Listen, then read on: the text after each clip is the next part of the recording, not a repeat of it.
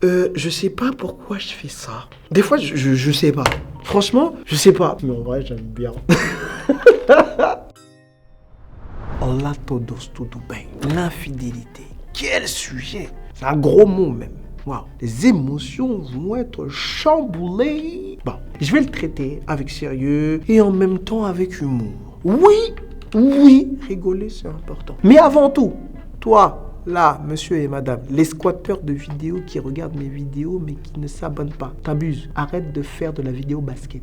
Abonne-toi, mets un commentaire. La vie, c'est pas gratuit. Donne de la force. Bon, la fidélité, c'est un sujet qui concerne tout le monde. Qui concerne les personnes infidèles, les personnes qui ont été trompées, comme les personnes qui n'ont pas encore été. L'infidélité dont je vais parler ici, car il y a différents niveaux d'infidélité.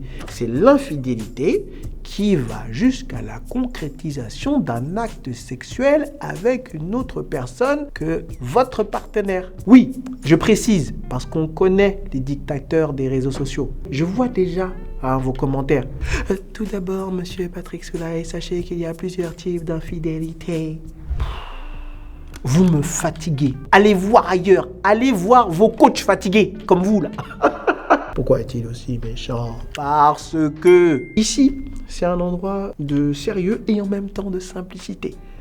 Bon, revenons sur l'infidélité. L'infidélité, qu'est-ce que c'est? Certains vous diront, l'infidélité, c'est le résultat d'un manque dans le couple. Mensonge, mytho, pipeau. Pourquoi? Parce que dire ça, c'est engager la responsabilité de l'autre concernant un acte qui lui a fait du mal. C'est comme dire, comme tu m'as pas dit bonjour de la bonne manière, aujourd'hui je suis parti voir ailleurs. L'infidélité, c'est pas ça. L'infidélité, qu'est-ce que c'est? L'infidélité, c'est un rapport égoïste. Je m'explique. C'est un rapport de ce que je suis dans la vie réelle et dans la représentation que j'ai de moi. Je te donne un exemple. Bouge pas. Je suis avec ma femme depuis des années. Puis on fait mon amour. Et là, je vais rencontrer quelqu'un. Et cette personne, elle me regarde. Je sens qu'elle est attirée physiquement par moi. Et ça me plaît fort. Je me sens tellement frais. Et je vais dire oui, j'ai trompé ma femme, mais c'est parce que ma femme ne me regarde plus. Mensonge, mytho, pipeau. Ce qui se passe, c'est que cette femme que je viens de rencontrer, que je vois tous les jours, l'image qu'elle a de moi dans la vie de tous les jours, elle correspond à l'image que j'ai de moi ou que j'aimerais avoir de moi en interne. Tu vois là, dans l'explication que je viens de te donner, dans tout ce que je viens de te dire, ma femme n'est pas dans l'équation. C'est pour ça que l'infidélité est un rapport égoïste. Ce qui compte donc, c'est de savoir, pour la personne qui est infidèle ou qui vient d'être infidèle ou qui va être infidèle, est-ce que c'est la vie que j'ai choisie? Est-ce que la personne avec laquelle je suis correspond à mon image interne? Si la réponse est non, alors les probabilités qu'il y ait une infidélité sont fortes. Mais attends, là je me trouve gentil. Bon, je peux pas le rester très longtemps, tu me connais. Car c'est pas le but de la chaîne. Ici, on est là pour bosser. Parlons maintenant de la personne qui est trompée. Elle aussi, elle a une part de responsabilité. Oui. Alors, pas dans l'infidélité, pas dans l'acte qui a été fait, pas du tout. Parce que, on remet encore ce que j'ai dit au début, c'est la victime. Mais tu as quand même une part de responsabilité. Parce que tu as fermé les yeux. Tu as été moins vigilant ou vigilante.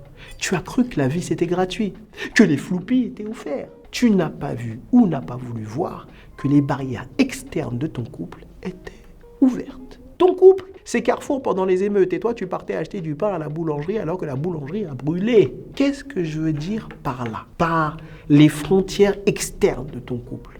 Bon, là je suis vraiment gentil. C'est une pépita de malade que je développe dans l'expérience maître du jeu, qui est mon séminaire de 3 jours sur Paris. Si t'es intéressé, le lien est dans la description. Mais fais vite, car je prends que 10 personnes. Aujourd'hui, je suis généreux, alors je te partage un petit bout de maître du jeu. Quand je te dis que les frontières externes de ton couple sont ouvertes, cela veut dire que ce qui restait à l'intérieur de ton couple est dévoilé à l'extérieur. Il parle de plus en plus de vos problèmes à d'autres personnes que toi. Tu parles, toi aussi, de tes problèmes à d'autres personnes que lui. Du coup, les conseils que vous entendez ne sont pas ceux de votre partenaire. Et qu'est-ce qui se passe? votre vision du couple s'éloigne et les gens à l'extérieur deviennent des ressources plus importantes que la personne avec laquelle tu partages ta vie. Toi, t'as pas vu tout ça? Et un jour, tu lui apportes son gâteau préféré et tu n'as pas été mise au courant que ce n'est plus son gâteau préféré. Maintenant, tu me diras, bon là, Patrick, c'est un peu chaud ce que tu dis. Hein. Du coup, Patrick, comment on fait? On reprend les bases. Tout d'abord, il faut vraiment effectuer un travail sur le pardon, sur le fait de pardonner. Si tu veux que je te fasse une vidéo sur comment pardonner, écris pardon dans les commentaires. Le pardon, c'est un sujet tellement important et tellement vaste qu'il faut que ça soit un sujet en lui-même. Il faut faire ça bien. Après cette phase de pardon, vous devez créer un nouveau couple. Oui, parce qu'après cette épreuve, vous ne serez plus jamais les mêmes. En général, vous le savez, mais vous faites l'erreur d'avoir les mêmes attentes qu'avant cette épreuve. Tu vois, c'est comme si, quand tu as 6 ans, tu peux dormir dans une chambre avec des lits superposés. Mais à 25, 35, 45, t'as plus envie du tout. Hein. Là, c'est pareil. Vous avez changé. Vous devez être OK que vous n'êtes plus les mêmes. Et pour ça, vous devez apprendre à vous redécouvrir individuellement et en couple. Vous êtes dans l'obligation de faire un travail de fou sur vous. Si vous ne le faites pas, cela recommencera et voilà. Il est important de faire ce travail d'introspection parce qu'avant l'infidélité, vous étiez compatibles. Qu'est-ce qui te dit qu'après vous l'êtes encore? Lorsque cette étape est passée, vous pouvez penser à vous reséduire petit à petit. J'avoue qu'aujourd'hui, c'était un peu dur. C'était un peu dur et doux. Mais on rigolera sur les prochaines vidéos. Excuse-moi. Lorsque tu seras de nouveau avec lui ou avec elle et que tu auras des doutes sur la décision que tu as prise de revenir avec lui ou elle, lis bien.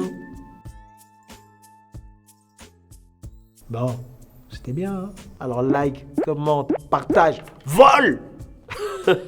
Ciao.